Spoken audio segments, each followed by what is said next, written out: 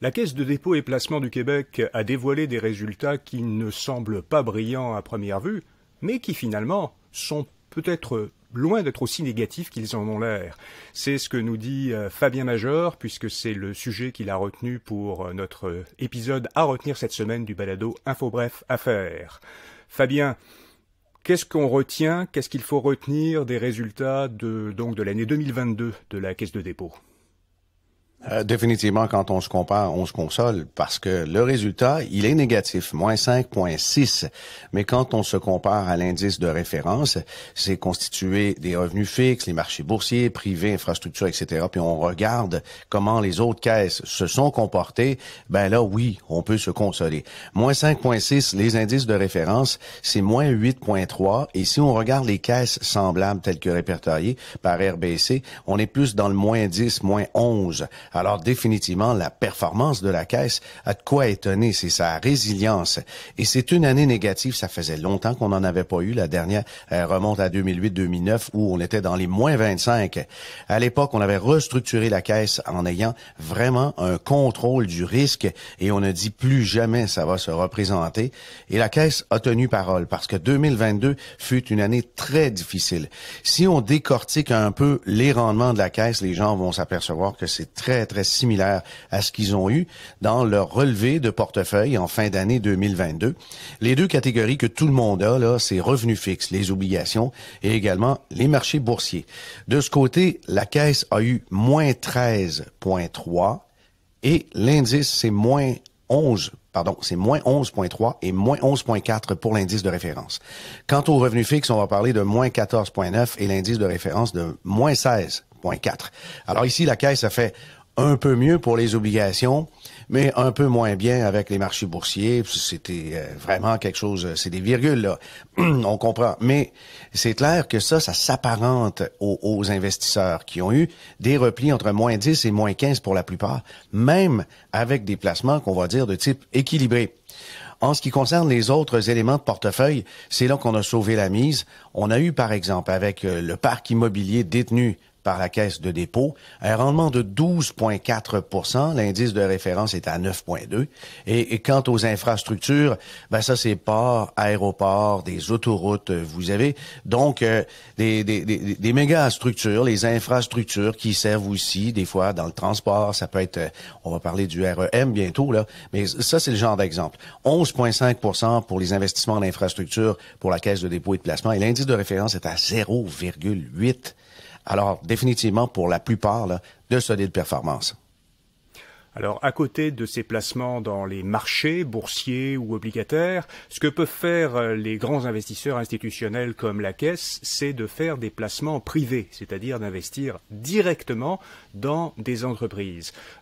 Qu'est-ce que ça a donné du côté de ces placements privés dans le rendement de l'an dernier ? Ouais, ben là aussi, c'était bien. On a sauvé la mise. Normalement, les placements privés ne se comportent pas comme les marchés boursiers. Les marchés boursiers, l'année dernière, c'est à peu près moins 11, toute catégorie, tout emplacement géographique, moins 11. Et les placements privés avec la Caisse, c'est 2,8 %. C'est quand même solide. On a donc, malgré les mauvaises nouvelles, préservé le capital puis fait un peu de profit avec ça. Et l'indice généralisé dans les placements privés, ben c'est zéro. Ça a été flat. Donc, à peu près personne ne faisait d'argent là-dedans. Et la Caisse en a fait un peu. Faut dire que dans les placements privés, la Caisse maintenant en a pour près de 20 %. Infrastructures immobiliers, ce sont des placements non traditionnels. Ben là, on est dans les 30 quelques, 36 peut-être. Et ça explique donc que la Caisse n'a pas des résultats comme tout le monde parce que les investissements sont faits différemment. J'ai pu parler à Vincent Delisle il y a quelques mois de ça. C'est celui qui s'occupe des investissements boursiers puis il défendait cette structure. Il disait que c'est impensable pour eux d'aller dans les indices boursiers parce que leur recette fonctionne. C'est tout simplement son explication et je suis obligé d'y donner raison ce matin. Alors, même si la Caisse de dépôt est évidemment dans une situation très particulière, ne serait-ce que en fonction de l'ampleur de ses investissements, on parle quand même encore de 400 milliards de dollars, on peut s'inspirer de ça, de la façon dont ils gèrent leur argent. Moi, comme beaucoup d'investisseurs, peut-être que j'aurais bien voulu avoir une perte de seulement 5,6% en 2022. Alors, Qu'est-ce qu'on peut faire comme investisseur pour essayer de gérer, je dirais quand même, aussi bien, de façon générale, notre portefeuille que le fait la Caisse? La répartition d'actifs dans un portefeuille va expliquer quelque chose comme 93-94% du rendement moyen à long terme. Il faut mettre ses énergies sur la répartition. La répartition, c'est pas de prendre des gagnants du passé, c'est d'anticiper ce qui s'en vient comme mouvement avec des petites opérations, des petits changements de nature un petit peu chirurgicale. Mais définitivement, on constate qu'avoir des infrastructures, de l'immobilier et des placements privés permettent de passer à travers des tempêtes plus facilement.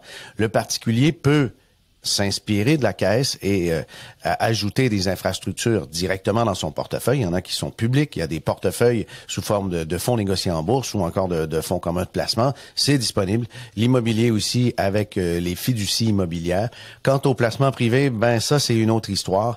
Je crois que c'est pas pour les petits investisseurs. En fait, c'est des petits quand même bien nantis puisque ça prend des capitaux importants et c'est réservé les placements privés aux investisseurs qu'on va dire qui sont de nature sophistiqués, donc qui sont mieux nantis, qui disposent d'au moins 200 000 $ de revenus annuels ou 300 000 dans un couple ou encore qui ont 1 million d'investissements à part l'immobilier, leur bien immobilier. Alors, on voit que c'est réservé parce que il y a des risques là-dedans. Le risque le plus important, c'est le risque de liquidité. On peut pas revendre ça n'importe quand. Fabien, qu'est-ce qu'on apprend cette semaine dans ton balado, le planif? Ben, je vais parler d'investisseurs intelligents. Tout de suite, en disant ça, les gens repensent à Benjamin Graham et son bouquin. Mais je vais parler aussi de l'investisseur stupide, celui qui suit des tendances et la tête baissée, qui va perdre de l'argent inévitablement. Ben voilà, c'est le sujet. Ah ben, j'espère qu'on ne se reconnaîtra pas dans ce portrait-là. Merci Fabien, on te retrouve dans 2 semaines pour cet épisode à retenir cette semaine du balado InfoBref Affaires en alternance avec notre autre chroniqueur Alain McKenna. On te retrouve aussi évidemment dans notre infolettre du samedi, InfoBref Votre Argent.